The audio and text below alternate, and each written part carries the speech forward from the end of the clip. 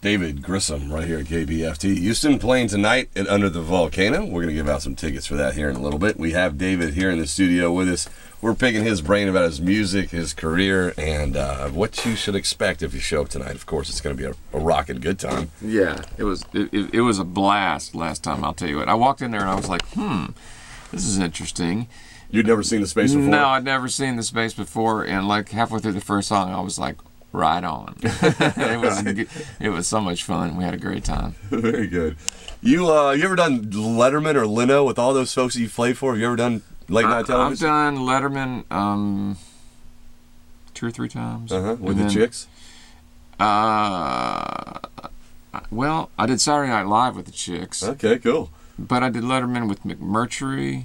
Nice. Mellencamp at least once, maybe twice, and then back in the Arsenio Hall days, I did that with Mellencamp, and never did Leno. Okay, that's great. But good experience, a great time. Yeah. Is there a difference between backstage at Saturday Night Live than backstage? Saturday Night Live was really fun, and Jimmy Fallon was there still, and I just remember we were going up to play, and he ran by, and he looks at me and goes, "Break a leg." He just looked like he's having so much fun. And that was the first time I'd ever played, like my first. It's not really a gig, television but show, I guess. My first gig with them, we did that, and then we flew to England to do to start the infamous tour. Wait a minute, your first gig with the chicks was Saturday Night Live? Saturday Night Live, and then the second gig. The second gig was the London gig. the George in Bush London, gig, where she made the statement, which was God. It was so off the cuff and casual and everything, and it turned into an international incident. Sure. So that was it was like this walk in the park turned into like guys with earpieces and bomb sniffing dogs everywhere for the next year. Wow.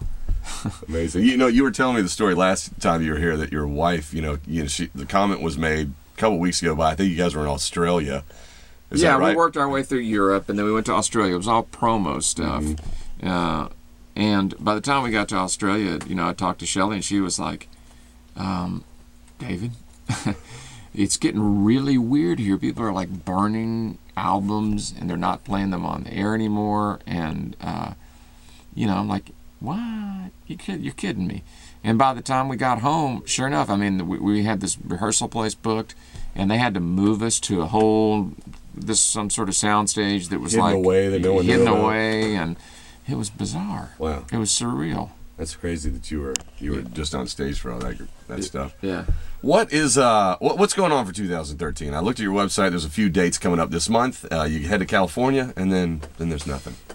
I know you got plans. You know what? My staff has been remiss in filling up my calendar online, and you're looking at my staff right here. Right. I need to get on there. We're gonna do every Tuesday at the Sax, and sure. I play on a lot of records for people, and that's a big part of my thing. I'd still want to get these amps finished up. We'll be back. We're playing the International Fest. That's right here in Houston. That's gonna be amazing. And we're really excited about that. Yeah, with my band, and just more gigs. I'm trying to see how this thing develops and get out of town on some weekends. So if I'm lucky, luckily if I'm lucky, what I'd love to do is keep doing what I'm doing, and that's a combination of, really working on my own stuff and getting this record out. That's almost a full-time job. Mm-hmm. Tweeting now, I'm going to learn more about that. That's almost a full-time job.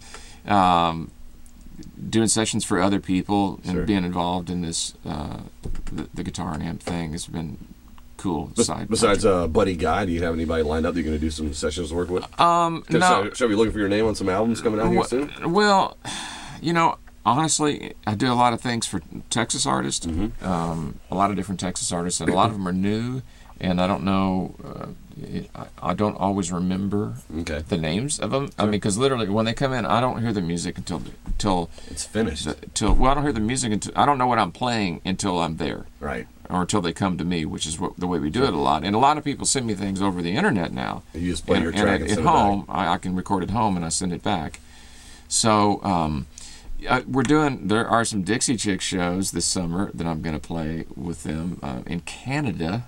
Really? Yeah, and I don't know. I have no idea what the story is on that, whether it's like an indication that they may do some stuff again. I don't know. I have no idea. Now, does the tour manager call you? Does one of the girls call you? How does that? The manager called me on that one, and then said you free this summer? Can you come to Canada for a couple dates?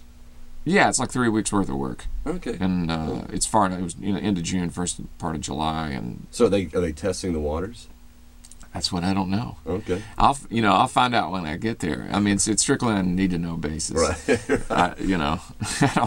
I would be absolutely out of line to predict or to say, sure. Because I don't know. I don't know anything. Well, let's. I'm going to play one called "Boots Like the Boogie" here in a minute, but let's. You want to do the title track from "Way Down Deep" first? Yeah, sure. Okay. And just need an introduction. Well, this is the track. This is the obviously the title track on my latest CD. And when I wrote this song, the whole sort of vision for that CD came together, as I was talking about before. Like the album having sort of a cohesiveness, and I wrote a lot of songs for this record. And when I wrote that one, I said, this is what I want to do. I want to make this one more straight, the blues rock thing that I've done a lot in Austin. Sort of picking up where Storyville left off, and at the same time be able to really stretch out a little more. So this song was the catalyst for the rest of the CD. Very nice. David Grissom live in the Kpft studios, and this is a nice long track. We'll go ahead and give out a pair of tickets to caller number 4 713-526-5738. I'll get you on the guest list to go to Under the Volcano tonight to see David and his full band. So, caller number 4.